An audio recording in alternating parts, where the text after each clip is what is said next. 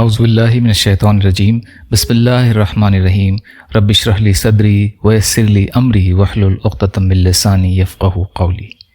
امت مسلمہ سے قرآن کی شکایت ہے کہ آپ نے قرآن کا حق ادا نہیں کیا، اس سے غفلت برتی۔ آپ کے گھر سے فحش گانوں کی آواز تو آتی ہے مگر قرآن کی تلاوت کی نہیں۔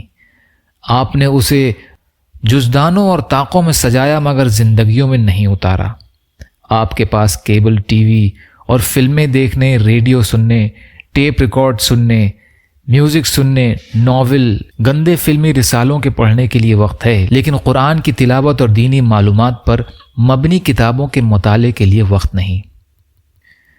یا اللہ ہم سب کو کہنے سننے سے زیادہ عمل کی توفیق عطا فرما۔ یا اللہ مظلوم ایمان والے اور مسلمان جہاں بھی پریشان حال ہیں، ظالموں کے ظلم کا شکار ہیں، ان کی مدد فرما۔ یا اللہ ہم سب کو اپنی استطاعت کے بقدر اپنا حق ادا کرنے والا بنا۔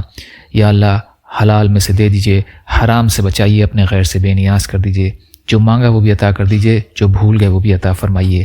سبحان ربک رب العزت عما یصفون والسلام علی المرسلین والحمد للہ رب العالمین برحمتک یا ارحم الراحمین۔